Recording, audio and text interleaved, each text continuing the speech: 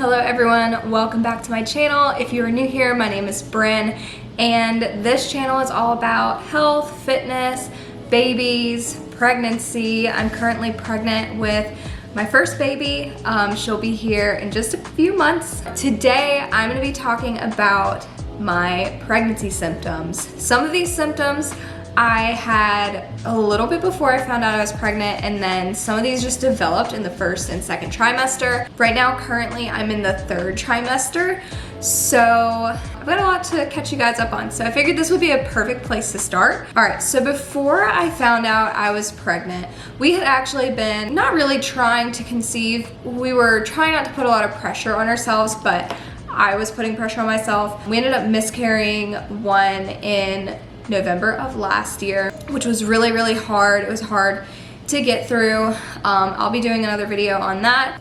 After that, a few months after that, I just kind of had this revelation. I talked to God and I was like, okay, well, I'm not gonna stress about this anymore. I want all this weight off of my shoulders. I'm gonna be fully content with my family that I have right now. I have a house, I have a perfect husband, I have 2 little fur babies that you'll probably see in the background. Hopefully they won't make too much noise. And I just want to be content. I want to be happy and satisfied with what I have right now in the moment. Fast forward 30 days from then, found out I was pregnant. So right before I found out I was pregnant, I actually switched my prenatal. I was taking First Form's prenatals, and then I decided that I wanted to switch to a more natural brand called Garden of Life. They were both relatively the same as far as the ingredients and what vitamins they had and everything. Both of them were actually a prenatal plus vitamin pack, so it had even more multivitamins than just your regular prenatal. So I knew I'd be covering all the bases and more. I switched to the more natural brand, and then a couple weeks later, I realized my boobs were so sore, which really wasn't that odd for me. I typically get sore boobs like around my PMS time, but since being on those prenatal vitamins, I really hadn't had that bad of like sore boobs before, if anything, in the last few months. So I was like, man, I really shouldn't have switch my prenatal because this is just like a lot. I went back on the website to switch back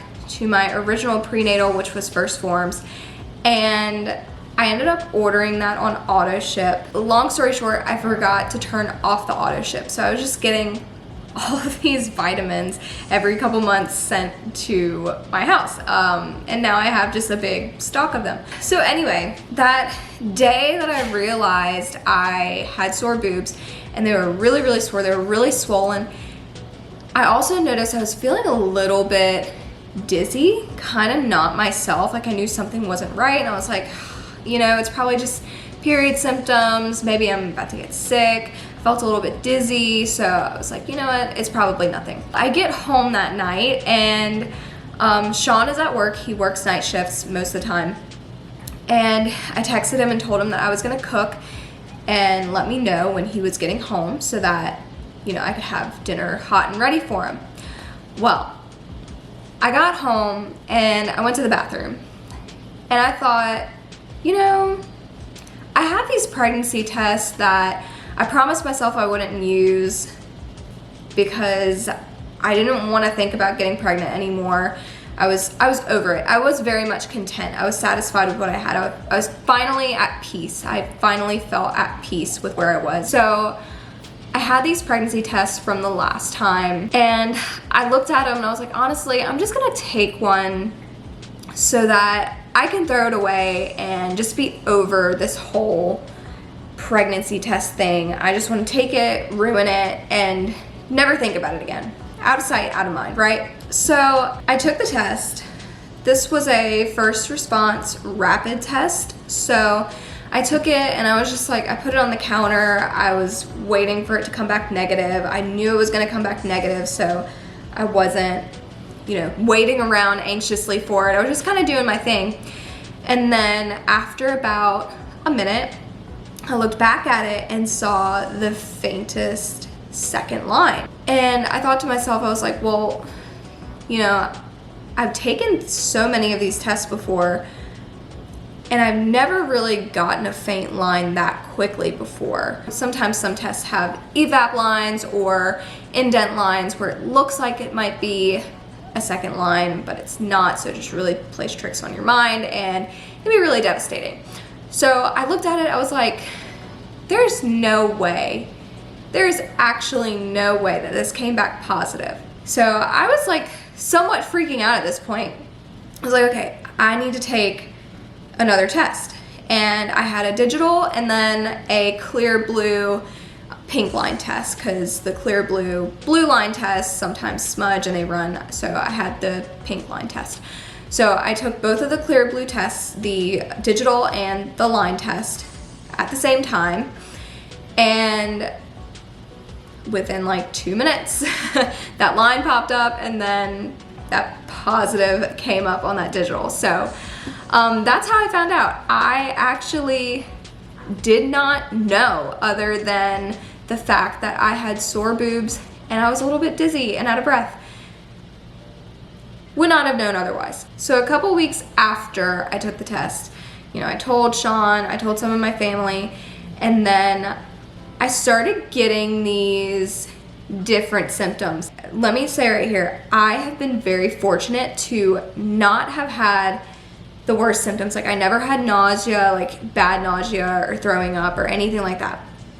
I just had like very mild symptoms. My biggest symptoms were appetite changes. So that was the first thing I noticed, was I had appetite changes, and I wouldn't even call it like food aversions. I guess I could. There were a couple things that I was definitely not a fan of within that first and somewhat second trimester time, and that was eggs. I did not want eggs. Like, I could look at them, I could cook them, I cooked them for my husband all the time, but I couldn't stand the thought of eating an egg, whether it was scrambled, fried. I probably could eat a boiled one. Boiled eggs were fine. I don't know what it was. Maybe it was just a texture thing, but I just did not want eggs. And it really sucked, because we honestly eat eggs a lot in this house. We go through them like crazy, but for the longest time, I just did not want them. We also went on a little veggie straw kick. I don't know if you guys have had those. They're like the little chips that are shaped like a straw, and they're supposed to be healthy. They're probably healthier than regular chips, but probably not the healthiest. But we went on a little veggie straw kick, and we had like this box of veggie straws, and we had just a few little bags left over. And I went into the pantry because I was trying to find something to eat, and I remember looking at the bag and I was like, absolutely not. I don't know what it was, but I was all of a sudden so turned off by the thought of eating veggie straws. I could probably eat them now, but at that time, no. That was a hard no.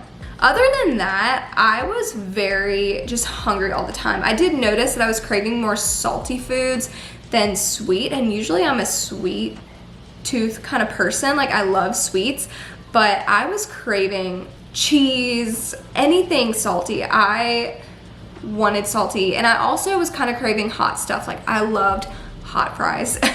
Another craving that I developed, like I said, I had the cheese craving. I was like a cheese fanatic, and I still kind of am. But another craving I developed was a craving for tomato-y foods, like ketchup, spaghetti, just tomatoes in general, even though I didn't really eat just plain tomatoes. Like I said, I loved spaghetti. So I was making spaghetti like once a week, and we had so much spaghetti. We were always eating spaghetti, and I'm glad my husband likes that. It's one of his favorite meals, but at this point I'm kind of burnt out on spaghetti because we had it so often for the first and second trimester. Another craving that kind of came a little bit later, I think towards the end of the first trimester, beginning of the second, was fruit, especially strawberries. I loved strawberries. I was actually a bridesmaid in one of my best friend's weddings, and she had chocolate covered strawberries, and then they had strawberries in the dressing rooms where we were getting ready, and I'm telling you guys, that's all I ate. I think this is where my strawberry craving stopped, because I actually had so many of them, I felt sick. Like, I just kept going back and getting more and more strawberries, and I was like, you know what? I don't even care. I'm pregnant. People can judge me if they want.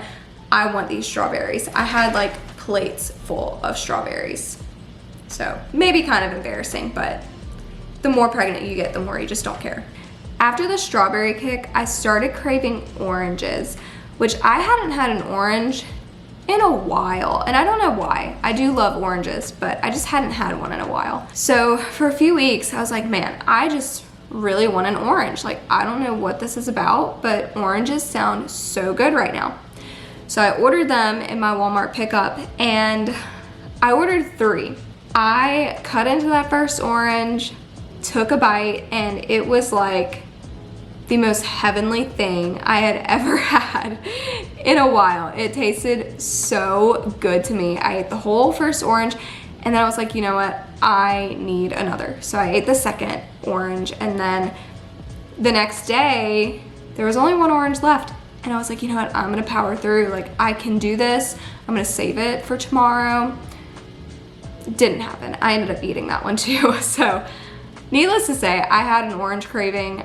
We still get oranges now. The craving's not as bad, but I definitely thoroughly enjoyed oranges. I've also been loving apples and peanut butter recently. At least I'm craving healthy food and not like anything super, super nasty. Of course, sometimes like I really want like cookies or something like that, but for the most part, it's been cheese and fruit. So can't really complain too much. The most bizarre pregnancy symptom I had was a couple weeks after I found out I was pregnant. I went to the gym to do a leg day as normal. As a pre and postnatal exercise specialist, I'm about to be done with my certification. As I've been reading through my specialist course, I have learned that yes, it is very okay to strength train while you're pregnant. So I decided that I was just gonna stick to my normal routine and just listen to my body. If anything felt weird, you know, I would reduce the weight, stop, shift to something else, modify. So I warm up and I get ready to do my first set of squats. Now, I've worked very hard on my squats over time, and I don't know why. They've been like one of the hardest things for me to like go up in weight on. I put on some weights, probably 25s on each side, and I went to do my first squat, and I pretty much failed out. Like, the first squat was so difficult. I was like, what the heck? Like, I didn't do anything beforehand. I didn't run or walk or anything like that. I didn't do any kind of other set of legs beforehand. I should have been very well prepared for these squats, but my body just said, absolutely not.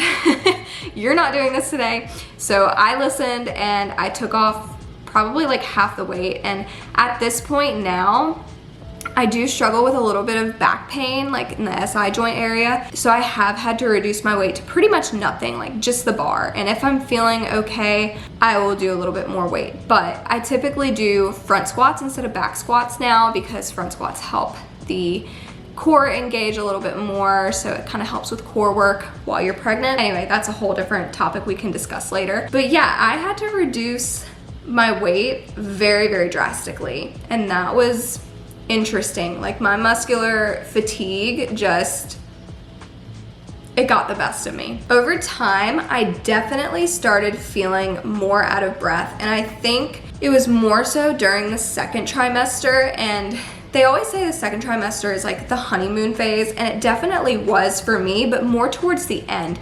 I will say, as soon as I got into the second trimester, I'm pretty sure I caught COVID. I never actually went and tested for it, but I knew somebody who I had been around who had tested positive for it, so I just stayed home. I almost went to the doctor, but there really isn't much that they can do when you're pregnant. I had the absolute worst migraine I have ever had in my life. I've only had maybe one other migraine in my life.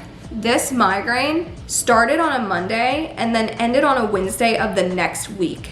It was horrible. It kind of slowly came on and then slowly went away. All I could take was Tylenol. I was taking 2 Tylenol a day. I was pretty much bedridden for about 4 or 5 days straight. I could not do anything. The headache itself was making me so nauseous. And at first, I just thought that it was just new pregnancy symptoms because I would get a headache at the end of the day and I was like, okay, it's fine. Like, blood vessels are probably dilating a little bit more. This is probably normal. It's all good. No, I was very wrong about that. I was laying in bed for about 4 or 5 days straight, barely moving, barely eating, trying to stay hydrated. My husband was so sweet and took such good care of me during that time. He would bring me hot rags to put on my head. He would bring me my Tylenol, my water. He would make food for me. He would give me bone broth. Definitely a blessing to have him. It was absolutely miserable. Once I started feeling better and was able to get up and start moving around again, and I went back to work and everything, my whole back and neck was so stiff from not being able to move. It was insane. Even my eyeballs were sore because of how bad my head hurt. If you are somebody who deals with migraines on a daily or even weekly basis, shout out to you. You are incredible. My sister used to deal with horrible migraines, and then she got her little ears pierced. I forgot what they're called, but it goes through a nerve that kind of dulls the pain. I don't know how she dealt with it for so long because that was absolutely terrible.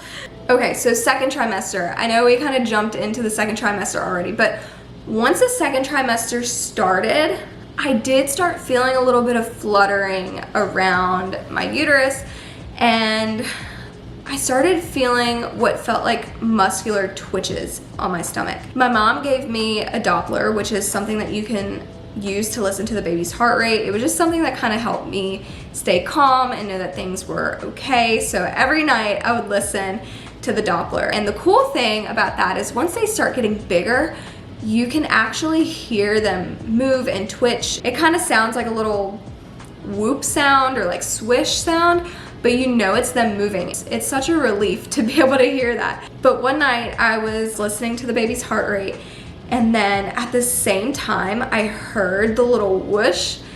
I felt a little twitch right under where the Doppler was. And I texted my mom, I was like, I think I just felt her kick, but I'm not, well, I didn't know if it was a girl or a boy at that time, but I was like, I think I just felt her kick, but I'm not sure. It felt like a little twitch, and she was like, yeah, that's probably what it was. It was around like 15 or 16 weeks where I actually felt her kick, but before then it was just little flutters, kind of like butterfly feeling. Now, after I felt her initial few kicks, and they would just be very sporadic, like if I was laying down in the tub, I would just feel a little twitch or kind of what felt like a flick. My body started twitching. Just the rest of my body, like in different areas, my calf, my thigh, my arm, things were just twitching. And I don't know what it was about. I just kind of assumed, I was like, okay, maybe my body just doesn't know what's going on. Maybe it's just twitching because it thinks that my belly is twitching. I don't know. So I got these weird twitches for a few weeks, and then as her kicks got more frequent and more strong, the twitches kind of went away. So that was very interesting. If anybody else has had that experience where your body just started twitching in weird places when you felt your baby kick, let me know, because I never heard that before, and maybe it's just a me thing. Another thing, and I don't know if this is a trigger for anyone or not, another thing that I dealt with pretty bad for a little bit during the pregnancy and beforehand was anxiety. I had a ton of anxiety, and pretty much every new mom that I've talked to who had just went through their pregnancy or were going through their pregnancy had said the same thing. They were like, yes, anxiety is totally normal. Like, I had bad anxiety. It's normal, it's okay. And I was like, no, like I have anxiety to the point where I was with a client one day and was just talking kind of like this, and all of a sudden just felt like I was gonna pass out. So I had to lower myself to the ground. I was freaking out so bad that my whole body just started shaking, and I was just so terrified because it was the first time it happened, and I was like, am I dehydrated? Is there something wrong? The last time I kind of felt like I was gonna pass out like that was when I had kind of started miscarrying. So it really, I guess, just kind of brought back some of those memories in my subconscious, and I freaked out. I was so nervous. I went home from work for the day and just told my clients that I needed the day off to make sure I was hydrated enough. Those things are kind of normal in pregnancy. Of course, you don't want them to happen, but it does happen. So you just have to make sure you're super hydrated. So I dealt with a lot of anxiety just around the pregnancy, around my health. I was always so worried that I wasn't being as healthy as I could be, or that she wasn't getting the nutrition that she needed, or my body wasn't supplying her with what she needed. And it's such an unhealthy way of thinking, but of course, as a mom now, you would do anything to make sure that this child is safe in your womb. And especially when they're connected to you,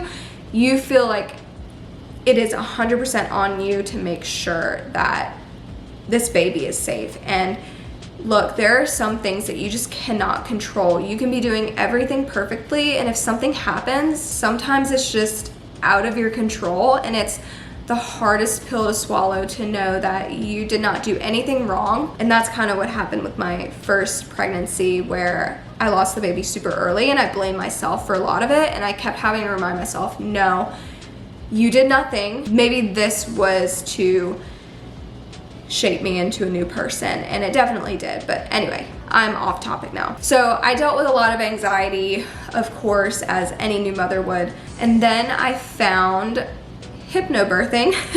But it kind of sounds crazy when you first like hear about it. You're like, hypnobirthing? What the heck is that?